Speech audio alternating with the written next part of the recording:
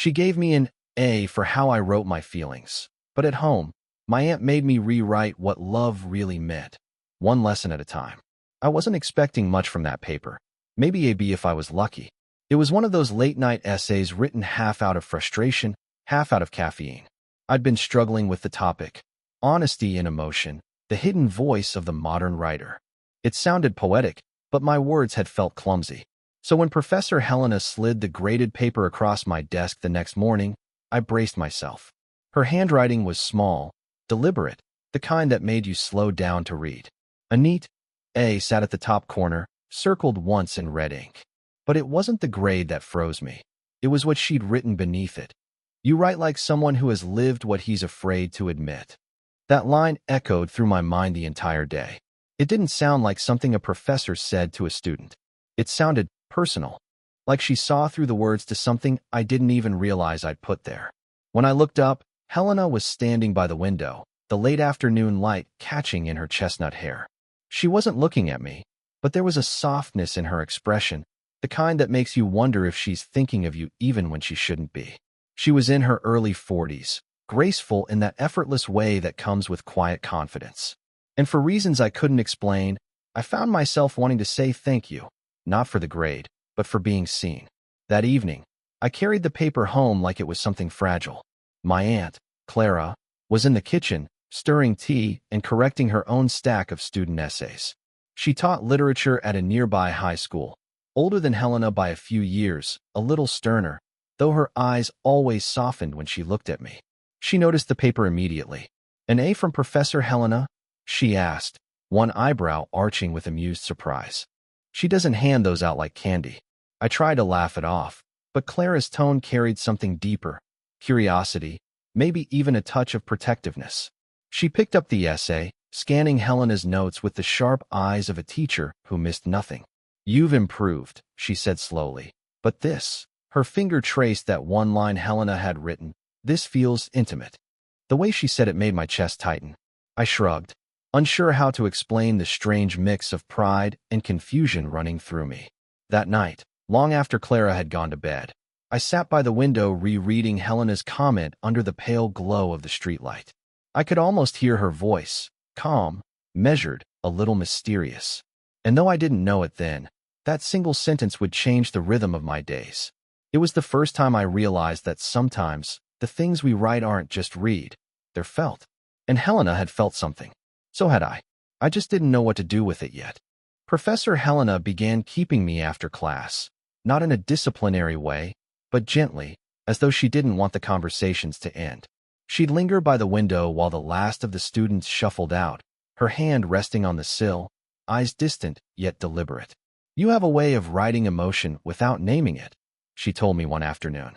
"That's rare." At first, I thought she was just being kind. But then she started inviting me to talk, about stories, about honesty, about the strange way people hide behind their own words. We'd sit in her office, a small space lined with old novels and half-empty teacups. The blinds were always half-closed, letting in strips of amber light that cut softly across her face. She had this habit of leaning forward when she spoke, not enough to invade space, just enough that I could smell the faint trace of jasmine perfume she wore. Every word from her seemed to come with intent, like she was teaching me something without saying it outright. I found myself watching her hands more than I should have, how they moved when she explained a metaphor, how her fingers brushed the page like she was tracing thoughts instead of ink. Sometimes, she'd catch me lost in thought and smile in that quiet, knowing way. "You listen like someone who's afraid to miss what matters," she'd tease. I wanted to tell her that what mattered was her voice, the way it softened when she spoke about truth, the way it made me feel seen without trying. Back home, my Aunt Clara had started her own kind of teaching.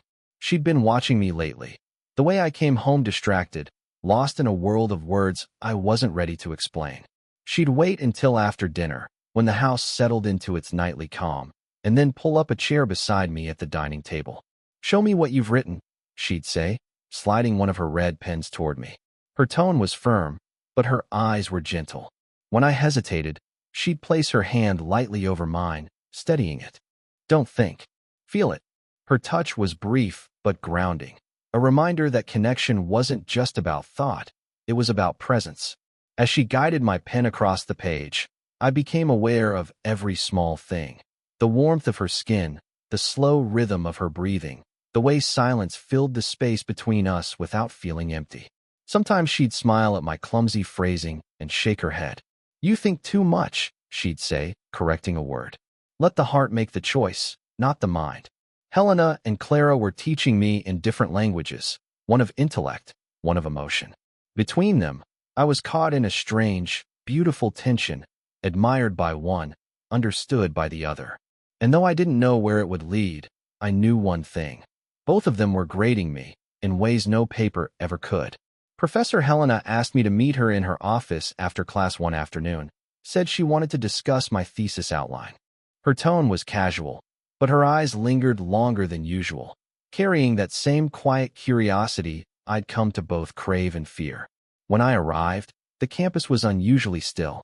The late sunlight slanted through the hallway windows, warm and golden, like the day itself had slowed down to listen. Inside her office, a faint trace of rain from the morning still hung in the air, fresh, clean, and tinged with the smell of her tea. She motioned for me to sit, but she didn't immediately start talking about the paper. Instead, she studied me, her elbows resting lightly on the desk, fingers interlaced beneath her chin. "You write about emotion like someone who's seen too much of it," she said quietly. "But you hold back." "What?" I laughed nervously, pretending not to understand. But she didn't look away. There was something in her gaze, not the authority of a professor, but the gentleness of a woman who wanted to know the truth. "I guess I'm afraid of saying too much," I admitted. She nodded. "Most people are. But writers, we suffer when we hide." Her voice softened. "Don't protect your feelings, guide them." Her words landed deeper than they should have. For a moment, the world outside faded. No lectures, no rules, no grades. Just her voice, her presence, and the strange pulse of something unspoken between us. She leaned back, her hair catching the light like silk, and smiled. "You remind me of myself when I started teaching. Curious, restless, maybe a little lonely." I wanted to ask what she meant, but I didn't. Instead, I watched the way her lips curved around each word, the way the sunlight touched her skin. Something shifted inside me, something that made me realize she wasn't just my professor anymore. She was a person, full of private stories, hidden hurts, and an empathy that drew me in deeper with every passing day. That night at home, Clara noticed my quiet smile as I reread Helena's feedback. "You've been somewhere else lately," she said over the sound of her pen scratching paper. Her tone wasn't accusing, just observant. "I've just been thinking a lot," I replied. She looked up, studying me for a long moment. "Helena's a good teacher," she said finally. "She pushes people to see what they've been ignoring." The way she said her name, measured, thoughtful, made me wonder what Clara really knew. She had a habit of seeing things before I did. Later, as we sat side by side grading her students' essays, her hand brushed mine while reaching for a pen. The contact was accidental, but my heart reacted before my mind did. She didn't move her hand right away, and in that shared stillness, something wordless passed between us. Understanding, concern, maybe even a hint of jealousy. Helena was teaching me how to open up. Clara was teaching me what it meant to be seen. And I didn't yet realize how dangerous, or beautiful, it was to learn from both. The storm came suddenly that afternoon, the kind of spring rain that swallows the city in a soft gray haze.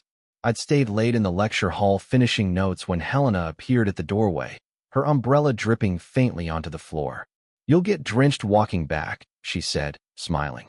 "Come on, I'll walk with you." Outside, the rain had turned the pathways into mirrors. We shared the narrow space beneath her umbrella, our shoulders brushing every few steps. The closeness felt innocent, yet charged, the kind of tension that asks for silence because words would only make it real. For a while, we just walked, the sound of rain muffling the world around us. Then she spoke, her voice quiet enough that it almost got lost in the rhythm of the downpour. "I've been rereading your essays," she said. "The early ones, before you started believing in yourself." I glanced at her, confused but curious. "Why?" She smiled, but there was a trace of melancholy in it. "Because I see the way you've changed. You used to write about truth as if it was something painful. Now you write like it's something worth chasing." She hesitated. "That shift, it means you're feeling something new." The rain pattered harder, the air thick with the smell of wet grass and earth. I swallowed, unsure how to respond. Helena's hand gripped the umbrella a little tighter, her knuckles pale. "I shouldn't say this," she whispered, eyes lowering. "But you remind me what it feels like to care about something deeply. Too deeply, maybe." The honesty in her voice left me motionless. She wasn't confessing attraction outright, but something more delicate, the kind of emotional recognition that can't be undone. I wanted to say something, anything, but the words stuck in my throat. When we reached the faculty gate, she stopped. "You're a good man," she said softly. "Don't let admiration confuse you. You have more to give than just gratitude." Then she handed me the umbrella and walked away in the rain, her silhouette fading into the mist. That night, I sat on the couch at home, staring at the umbrella leaning against the wall. Clara entered quietly, wearing her reading glasses, her hair tied loosely behind her. She took one look at me and seemed to understand more than I could explain. "Storm caught you?" she asked, sitting beside me. "Yeah," I said, but it wasn't just the rain. She didn't press. Instead, she reached out and brushed a strand of wet hair from my forehead, her touch lingering just long enough to steady me. "Be careful," she murmured. "People who teach you what you already feel, they can break you without meaning to." I nodded, though I wasn't sure I understood. That night, as the rain tapped softly against the windows, I thought about Helena's words, about caring too deeply, and about Clara's warning. Both women were right, but neither of them knew that I was already too far in to turn back. The next week, Helena's absence began quietly. No announcements, no explanations, just a subtle distance that felt heavier with each class. She still greeted me with the same polite warmth, but her eyes avoided mine now.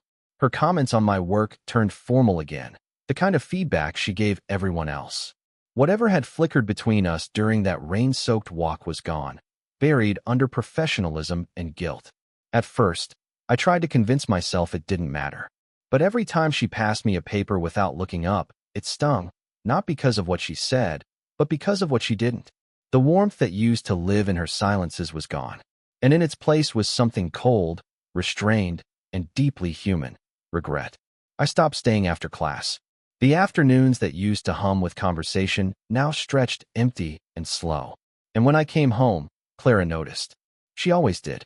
"You've been quiet lately," she said one evening as I sat staring at my untouched tea.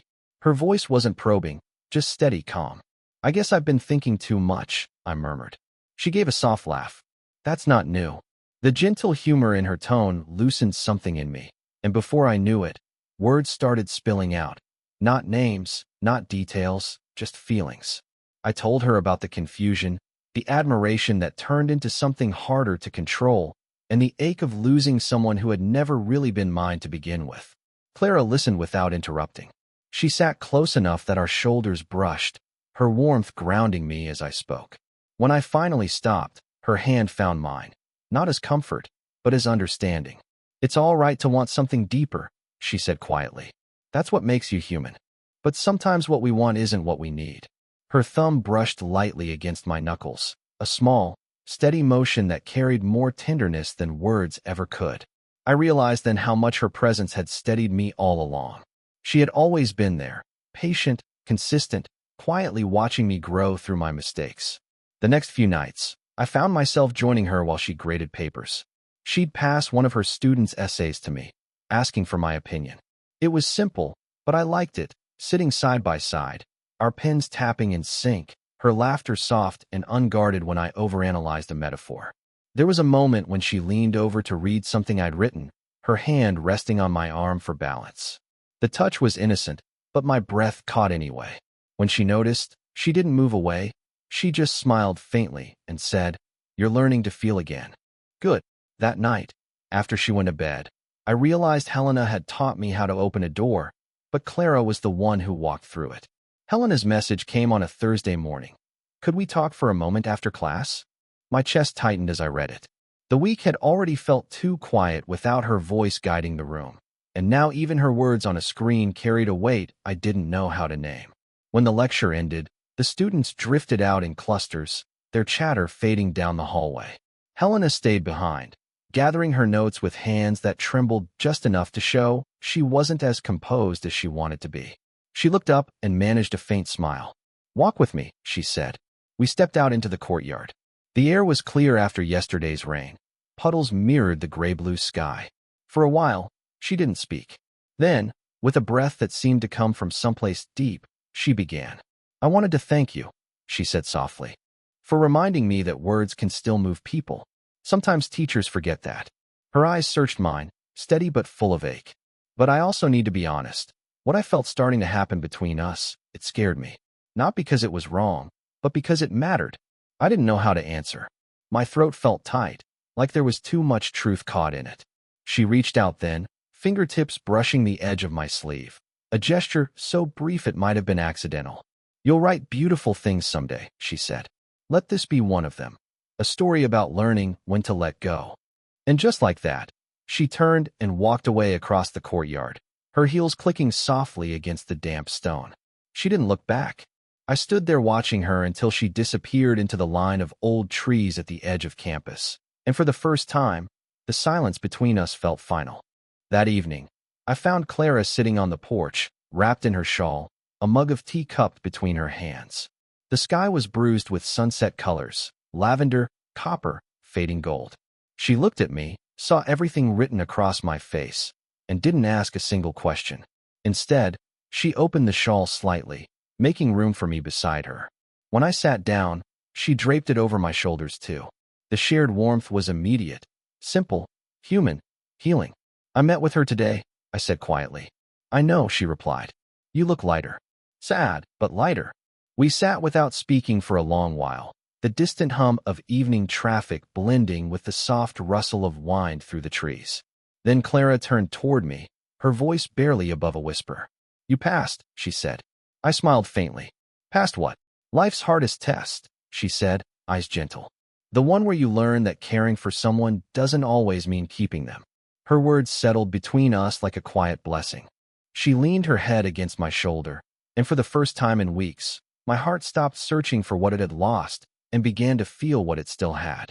The night air cooled around us, the world slowing to a hush. And somewhere in that silence, I understood. Helena had grated my mind, but Clara, without ever meaning to, had grated my heart. Graduation day arrived with a strange mix of sunshine and nostalgia. That bittersweet feeling when you know something beautiful has ended, but it's left its mark forever. The campus buzzed with excitement, laughter echoing off the courtyard walls, students in gowns and caps rushing between photos and farewells. Yet beneath all the noise, I felt a quiet calm, like I was standing at the end of a story I'd only just learned to understand. My thesis had been submitted 2 weeks earlier, a paper titled "The Two Teachers." It wasn't just about literature or emotion. It was about the people who had shaped both in me. Helena had taught me how to put feeling into words. Clara had taught me how to live those words. Together, they had rewritten something inside me, the way I saw love, guidance, and the invisible threads that bind us to others. I spotted Helena across the lawn just before the ceremony began. She stood a little apart from the crowd, talking with another professor. When our eyes met, she smiled, small, distant, but full of peace. There was no tension anymore, no lingering ache, just gratitude. She mouthed a quiet, "Congratulations," and I nodded, returning the smile. It was all we needed, closure without confession, affection without need. When the speeches ended and caps filled the sky, I searched for one face in particular. Clara was there, standing near the steps, her expression a mix of pride and tenderness. She had dressed simply, a soft cream blouse and a shawl the color of spring, yet she looked radiant in the way calm people often do.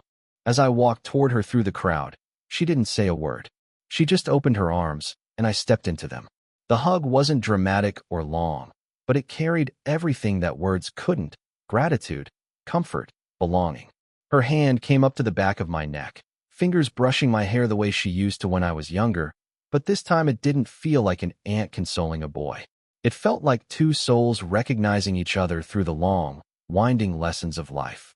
"I read your thesis," she said softly, pulling back just enough to look at me. It was honest. "You didn't hide behind your metaphors this time." "I learned from the best," I said, smiling. She laughed quietly, eyes bright with unspoken emotion.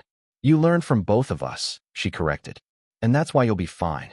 We stayed there for a while, just watching the celebration unfold, students embracing, parents wiping proud tears, the future stretching out like an open road. Clara slipped her hand into mine, unhurried, natural. It wasn't a gesture that needed to mean more than it did. It simply was. A connection that had survived confusion, loss, and change, and had grown stronger for it. As the sun began to dip behind the old stone buildings, I realized that this was the true ending Helena had wanted for me. Not perfection, not passion, but peace. Some stories don't close with a kiss or a confession. Some end with understanding, a quiet truth that love, in its most human form, is just another way of learning. And that day, standing between the two women who had shaped me, I finally understood what it meant to be graded by the heart. If you felt this story, if the quiet tension, the unspoken love, and the bittersweet beauty of learning through others touched you, don't forget to like, share, and subscribe to the channel. Your support helps keep these emotional, slow-burn love stories alive. Revolving Hearts, comment below and tell me, have you ever met someone who taught you love without ever saying the word? I read every comment, and your stories inspire the next one. Crescent Moon Sparkles.